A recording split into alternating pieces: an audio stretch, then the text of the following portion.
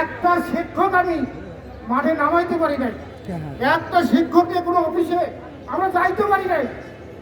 আজকে আনন্দে মুক্ত ভরা যে আজকে 5 বছর পর 2024 সালে আমরা 25 সালে প্রকল্প শেষ হওয়ার পরে গোটা বাংলাদেশে আজকে একযোগে 11টার সময় একযোগে মানববন্ধন হচ্ছে। এটা আনন্দের বিষয়। গত 33 বছরেও হয় নাই, 33 বছর হচ্ছে আমাদের এই প্রকল্প বয়স। আমরা কোনোদিন মাঠে রাস্তায় দাবি নেই, আমরা মানবতা নিয়ে কাজ করি, আমরা বিবেক দিয়ে কাজ করি। আজকে 2025 সালে আমাদেরকে মাঠে নামতে হচ্ছে, এটা দুঃখজনক বিষয়। আপনারা জানেন যে গত প্রকল্প এইরকম 19 সালে শেষ হয়ে গেছিল, 6 মাস পর আবার প্রকল্প পাস হয়েছে। আর এবারকার আমাদের 2024 সালে শেষ ডিসেম্বরে। আদৌ কি হবে আমরা জানি না, আমাদের নেগেটিভ ধারণা দেখা যাচ্ছে, তাই না?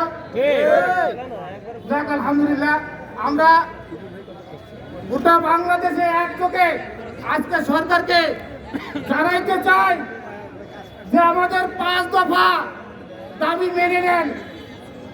এই আনন্দকে এই রমজান মাসে হয়রানি করাবেন না। এই শিক্ষকরা মাত্র 5,000 টাকা সম্মানী পেয়ে আজকে এই রমজান মাসে রাস্তায় নেমেছে। তাদের মুখের দিকে তাকালে চোখের পানি আটকানো যায় না।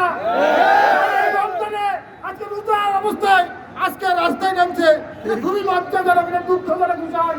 আজকে আমরা এই শিক্ষক ভাইদের মুখের দিকে তাকাইতে পারতেছি না, আমাদের চোখে পানি আটকাইতে পারতেছি না।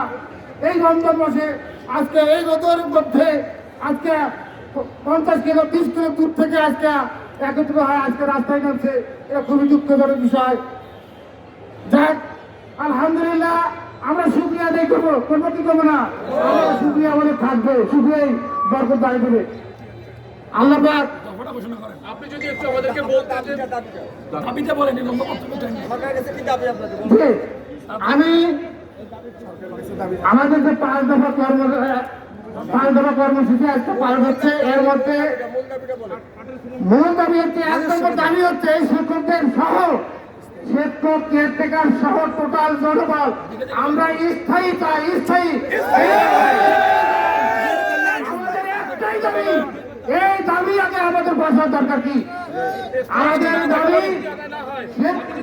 দাবি যদি আদায় না হয়, আগামী আমাদের এই দাবি যদি আদায় না হয়, পরবর্তী কর্মসূচি আপনারা জেনে যান 14 এপ্রিল পর্যন্ত, যেহেতু এই সময়ের মধ্যে বন্ধ আছে, এই 14 এপ্রিল পর্যন্ত আমরা দেখবো। যদি আমাদের এই দাবি মেনে না নেওয়া হয়, আমরা 15 তারিখে গোটা বাংলাদেশ থেকে ঢাকা কর্মসূচি আমরা কর্মসূচি ঘোষণা করবো ইনশাআল্লাহ। আমরা কাপড় পরে হলেও আমাদের সকলকে ধন্যবাদ জানিয়ে আমি আমার কথা শেষ করছি। আসসালামু আলাইকুম ওয়া রাহমাতুল্লাহ।